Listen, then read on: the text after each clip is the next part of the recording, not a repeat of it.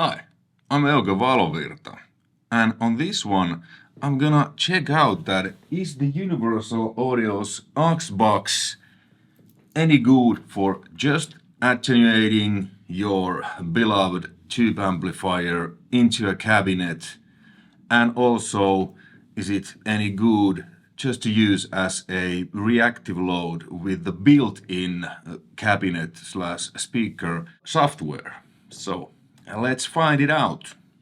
Okay, so I did this test and the signal chain was one of my signature ESP Eclipses with EMG 8185 pickups. This is in drop D flat tuning or drop C sharp, however you wanna call it. So tuning half step down and then drop tuning. Then the guitar went into bus SD1, 14 Zool noise gate to get rid of the hiss. Then into my Marshall JCM800 2203 from 1985, aka the little brother. Then into my oversized Mesa Boogie cabinet, loaded with Celestin V30s from 1994. It's awesome cabinet, one of the best, if not the best cabinet I've ever played with or I've owned. So that's the signal chain. Okay, and now let's go to the screen. So I recorded the amp on its optimum level, settings, loud as F, and then, I did attenuation to certain degrees. And let's find out how it changes the sound, or does it change the sound? Okay, so what I have here, first there's no attenuation at all, then there's attenuation on 5, attenuation on 3, and then I did a little tweaks, but we're gonna get into that. So you see the settings from the picture, and the master volume, it's not like on your regular JCM800. This master volume setup, like, I think it's like 1.5. It's the same like master volume on a normal 800 around noon. So somebody put a wrong valued pot in the 80s, because it's the original master volume pot. So usually the volume goes like this, but this goes like that. So it's either on or off. Back in the day when I was using this amp and the Bad Boy as my main live amps, always I got comments from the front of house, mixing engineers that, hey Euge, please turn the amp down, it's louder than the PA. I was like, can't do it. They were like, what do you mean you can't? You have a master volume. Well, sir, please come on the stage and try. And they were like, well, this is like on and off. And when it's on, it's full blast, like insanely loud. I was like, yeah, that's the way I like it, baby. It's rock and roll. Many amp techs that have changed the tubes and whatever have asked me that, hey, I can change this pot so it's more useful. I was like, no, I like it. If nothing else, it's a good excuse to always play really loud. So the amp is like, it's protect your ears with double protection loud. Okay, so the first, no attention, the signal chain, like I said, and you'll see here, there's the Royer 121 and the 57, they are at equal level. So the Boogie cabinet was marked with those, and then they went into Neva 1073 Unison preamps by Universal Audio. Okay, let's listen now. No attenuation, you see the settings.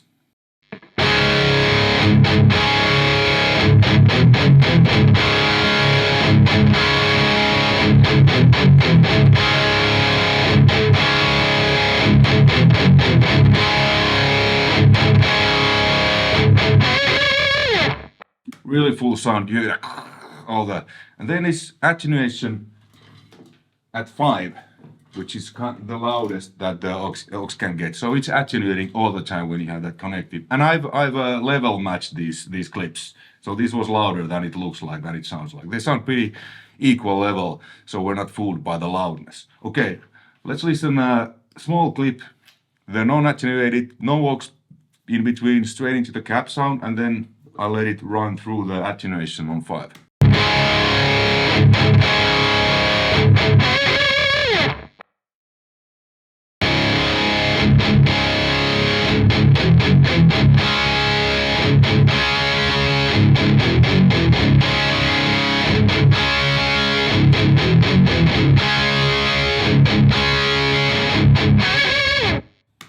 Oh, there's no difference, and this was probably, I don't know how in dBs how much quieter, but it was quieter, but it was still like you know, probably suited for the, you know, theaters level, because the first one is insanely loud, and then this is just like too loud for most of the clubs level. So there's no difference.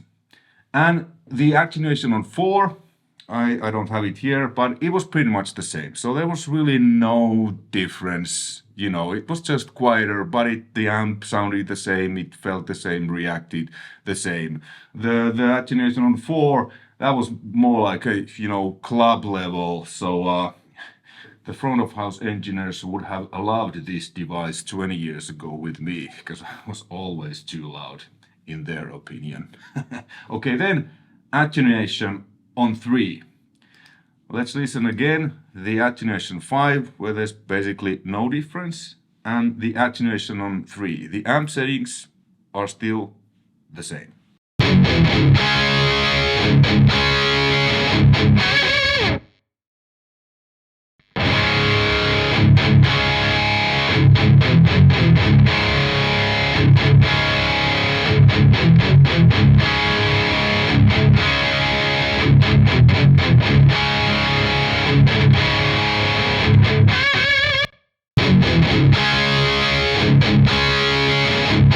Okay, so here's, I guess, where because all, you know, these attenuators, or most of them kind of these reactive load attenuators, they have a certain curve.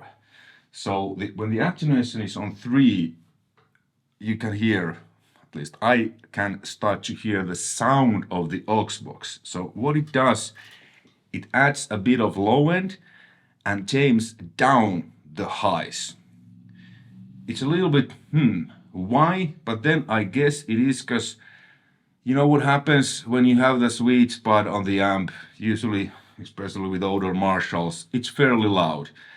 The quieter you start to turn the master, the less bottom and the more top you will get. The amp just sounds fizzier. So this kind of compensates that. But to me, with this amp, these settings, it adds a bit too much low end. Who would have guessed that I say that? Too much low end. Well, I mean, it sounds good, I think. Really good, because it kind of changed the harshness and add some bottom to the 800, but we're interested if it's the same. So it's not the same attenuation on 3. Okay, I tweaked the amp a little bit, so I added a little bit more presence, and it's this attenuation tweak 1. So now let's listen this previous clip, no tweaking of the amp, attenuation on 3. Then we go into tweak 1. I'll put a picture there. You see I increased a little bit of presence.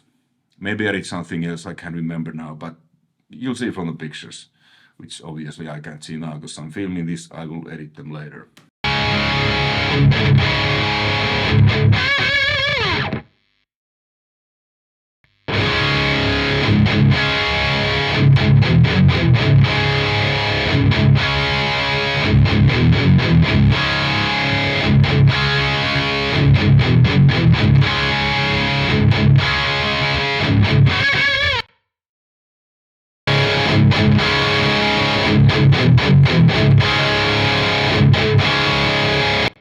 So the attenuation on 3, which is considerably quieter, like still band rehearsal volume, more low end, less brightness. Okay, so the tweak 1 wasn't enough. So on tweak 2, I added more presence, a little bit treble, well, high end, but because we're talking about the knobs, and then I reduced the bass, the low end a little bit.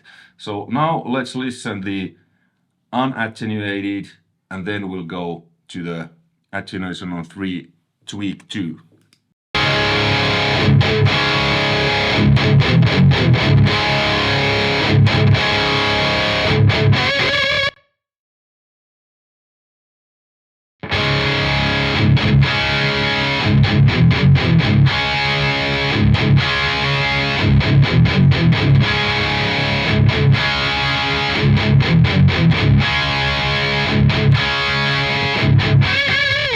Maybe I didn't lower the low end on this, but you see on the picture. But it's still darker and there's more low end. Not a bad sound at all. I think it sounds great. It's just different than without attenuation. All right, then tweak 3. So I think I added more mids to cut the low end a bit more. So now let's listen the unattenuated, then go to attenuation on 3, tweak 3.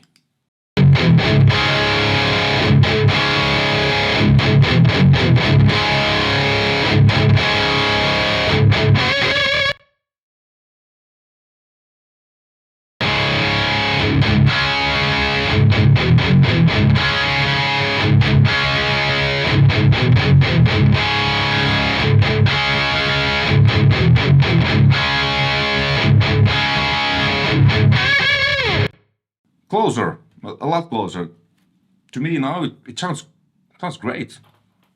Okay, then I did final tweak. I don't remember anymore what I did, but I think I added a tiny bit more top and maybe took out the lows a bit more.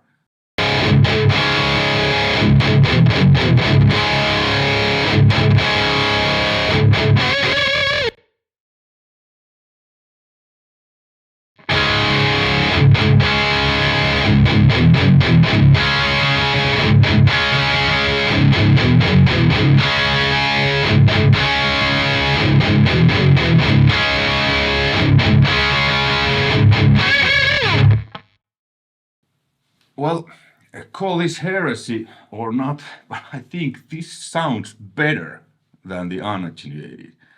The unattenuated, there's this upper mid, which is typical of 800s, that I usually use a soothe when I mix to get rid of that thing. Some people might like it. I'm kind of like, sometimes it's good, but usually it's a little bit causing ear fatigue. So this attenuation on 3 and my tweaks, so taking off bottom, adding top, a little bit mids, this sounds actually almost like a mix ready thing. But again, you know, is it better? Is it worse? Definitely not worse. Is it different? A little bit. Okay, and then, so now we are still, the attenuation on 3 on the level that the 800 is, we are still talking like rehearsal room levels, so not useful at home, because I have the cabinet in another isolated room, so I can pretty much play here on any level, you know, without disturbing the neighbors, disturbing the family if I play on full level, yes. So that's why I usually use a little bit attenuation here just to keep peace in the house. Now it's like bedroom levels, this next one. So the attenuation on its 1, so it's attenuating the most. The 0 is like, it doesn't let anything through, so you can use, you know, the software and stuff, and don't necessarily need to use a cabinet. So 0 attenuation, then maximum attenuation, and the levels are pretty much maxed, and now the settings are the same, so just like you see from the picture. So now there is quite a big difference. Let's listen the full no attenuation, or from the halfway, and then the maximum attenuation.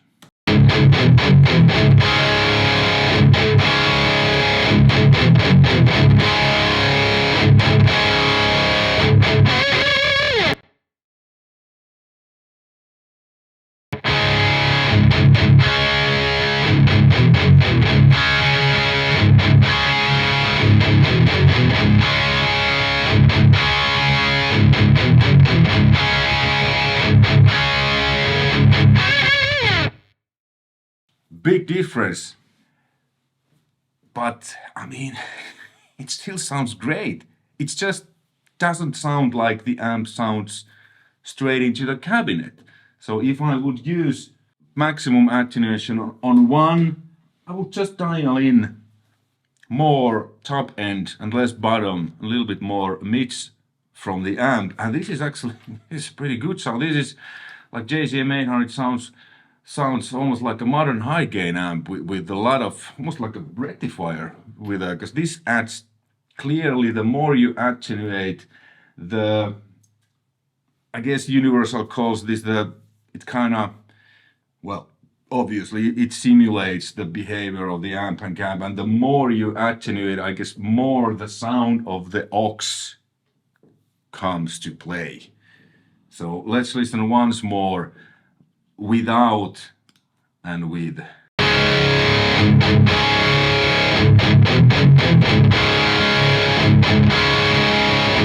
Those upper mid comes through really.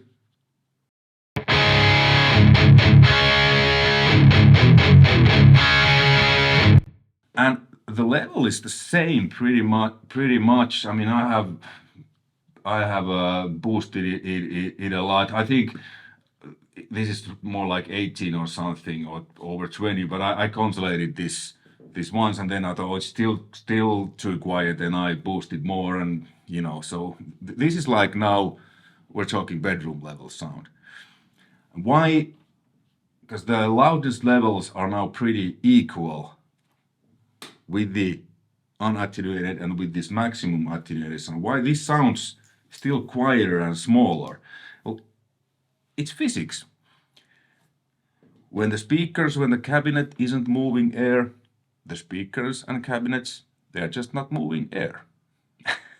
And this kind of attenuated this much, kind of, what would be the word? It kind of removes the idea of, why would you have a 4x12 cabinet? You're having a 4x12 cabinet so you can move air. Yes, it's gonna be insanely loud. Is it suited for home? No. With an attenuation, yes, but it sounds different because you're not taking advantage, or the amp isn't taking advantage of the big 4x12 cabinet with the speakers moving air. Obviously, the microphones, they get a, you know, more quieter signal. I matched the preamps too, so I needed to really crank the gain on the preamps to record this sound, because this was like this level that I'm speaking now, basically. So, conclusion about the attenuator. Without an attenuator, the amp sounds, at least the 800, obviously just like it sounds into the Boogie cabinet mic with SM57 Royer 121. Attenuation of 5, no difference at all, to my ears. Attenuation of 4, there really wasn't any difference. If there was any, not meaningful. Attenuation on 3, yes, there's starting to be a difference. The aux starts to add more lows, take out some of the highs, which, if you wanna retain that same unattenuated sound that you're probably used to, like easy solution, I added just more top end, a little bit more mids, and reduce the bottom. And then it wasn't the same, but like I said, I actually preferred that sound more. Because the unattenuated, it was a really screechy. Not a bad thing at all. Attenuation on 2 and 1, sound-wise, no difference, but like between those two. But as you heard, it sounded way darker, way smaller, because the speakers probably were not moving at all, though the air wasn't moving, and I really needed to crank the mic preset. But this attenuation 1 and 2, they are really good, I think, for just noodling, jamming, if you want to play with your amps and just jam and enjoy. I love tube amps. I love having physical control, and I love the smell, I love everything. So this is actually pretty cool if I just wanna noodle, write stuff with my amp and have it set up like on its sweet spot and still, you know, keeping the family spirit peaceful. So recording 5, 4, 3, you need to tweak it and amp a little, just for noodling, home playing, 2 and 1, because the sound changes quite a lot. So I wouldn't record with those levels at all. Obviously, because the mic pre's, they need something, the air needs to move. All right, then we're gonna check out the included cabinets. All right, so now I have the guitar. The signal chain is the same. Guitar SD1 40 Zool into the 800.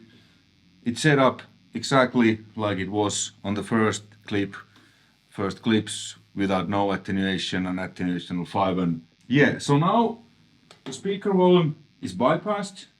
The line out goes to the one of the inputs of my Universal Audio's Apple XZ audio interface. And I have the Mesa Boogie cabinet here. I believe this is a traditional cabinet, at least it doesn't look like it's oversized, so it's gonna be most likely a different cabinet, because I have the oversized cabinet which has a big bottoms and stuff, and it's old, it's really smooth. So let's see. Okay, first let's listen the original recording of my riff without no attenuation into the cabinet, and Royer 121, SM57 on equal volume levels, which makes the Royer a little bit louder on those lower tuk-tuks, because it picks more low end. All right, let's listen.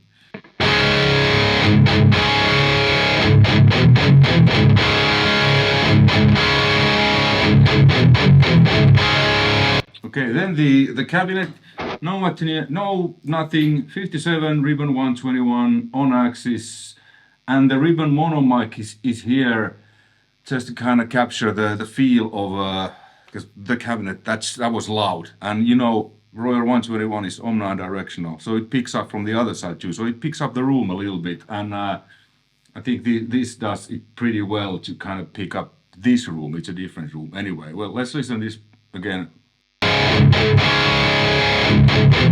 Okay,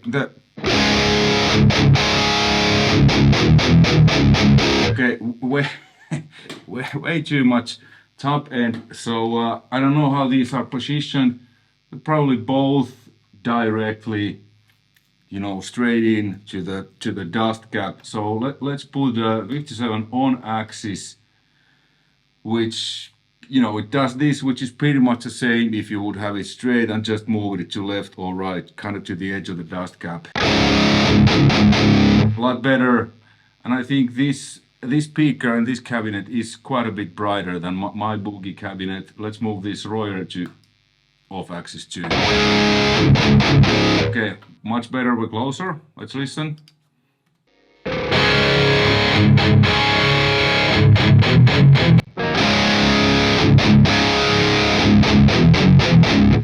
So this cabinet has more mids, less bottom. Let's engage the EQ. I made this faster, so I did a little bit pre-EQing.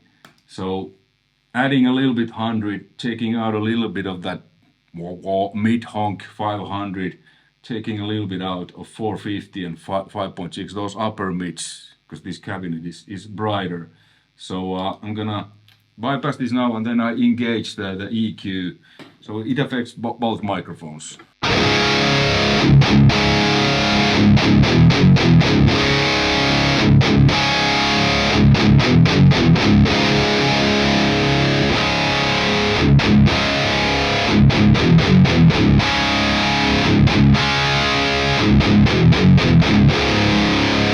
Yeah, now it's pretty close, I think. Let's listen.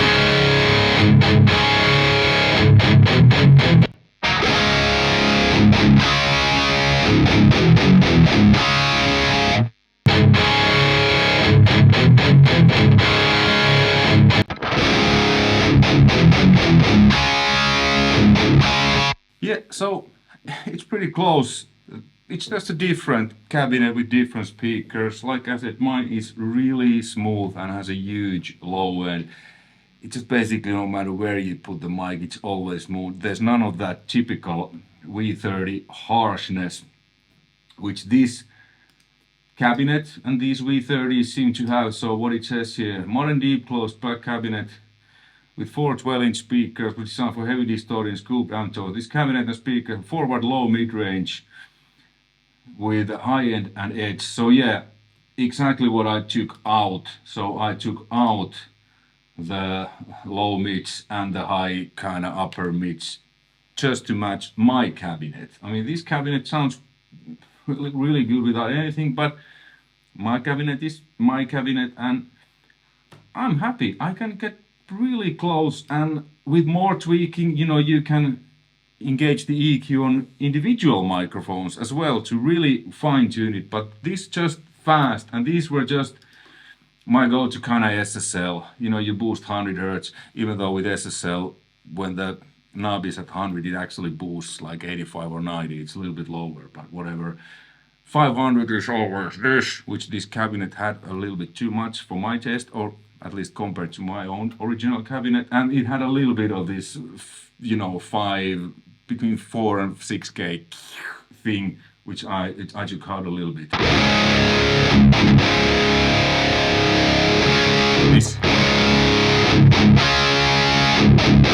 This is actually, it sounds good. You know, this, because 800 has a lot of those. With the Boogie, this will be probably just, you know, fine, because Boogie, or with a 5150, or in general on the amps that doesn't have that much of that British Marshall bite.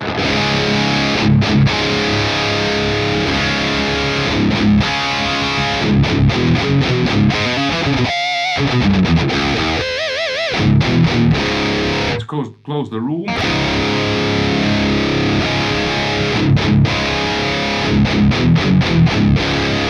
Now it's just close mic, but again, because my cabinet was recorded really loud, so the Royer picked up the room. So I think this kind of simulates that really well.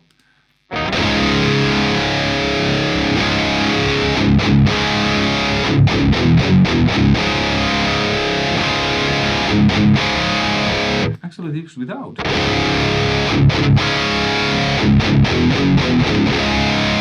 Yeah, it's a bit more open without the damping.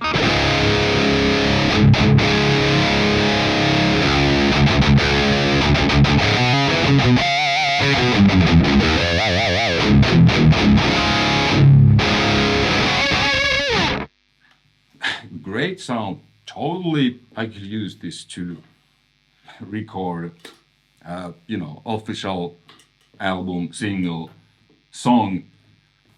Yeah, great work. And this feels like, it kind of feels like playing with a real cabinet. The response and everything. And the amp, now I didn't tweak it at all.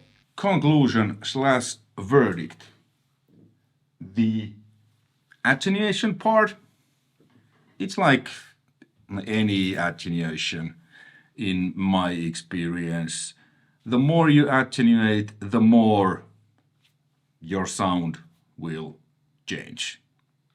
And with the aux, the more I attenuated, the more low, the more darker it got, which was easy to compensate with the EQ controls of your amplifiers. Some others, like the Fried PS100, which I have and have been using many years, that has that correction, those switches on the actual device.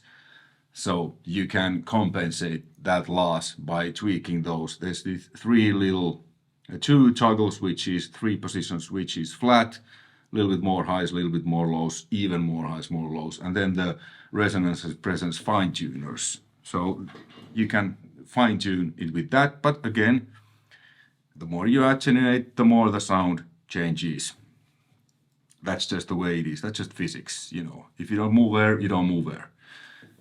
But in general, I think it's really good. You know, totally usable, especially to me, since I don't need to attenuate to bedroom levels. Those 4 and 5 attenuation modes, there was no change, really. Only on the, like, when you go to the bedroom levels. Cool. The built-in speakers, these are not like typical IERs. I think they use their own patented technology. To me, it kind of feels more real than with just your static IER. At least now it felt really real. And the sound was, obviously, this was a different Boogie cabinet. This cabinet they have modeled here, recorded, was a lot brighter and had more mids than my personal oversized Mesa cabinet. But by tweaking the mics to off axis and adjusting the EQ, I was able to get a good sound. Not exactly the same, different, but still, I think, really good sound. I will be really happy to just use this one. There's other cabinets too. Hey, hopefully this was informative, because there is a lot of these attenuators nowadays, and you know, IR loaders, whatnots. This is Universal Audio's approach. I like it. I like the simplicity. I use their plugins a lot. I use their audio interface. I really like their stuff. And this isn't an exception. This is actually so good that I am thinking that this might stay with me. And yeah, thanks to Musix for letting me borrow this to check this out. But I'm not sure if I will return this. This is really good. Just another option, you know, with a Fryit. Fryit doesn't have this thing. This is really good. All right. Hey, if you know, are interested to seeing more of my videos, the future videos, you know, there's the subscribe bell, so you'll get notified. You know that stuff. Anyway, thanks for watching. Until next one, take care. Bye.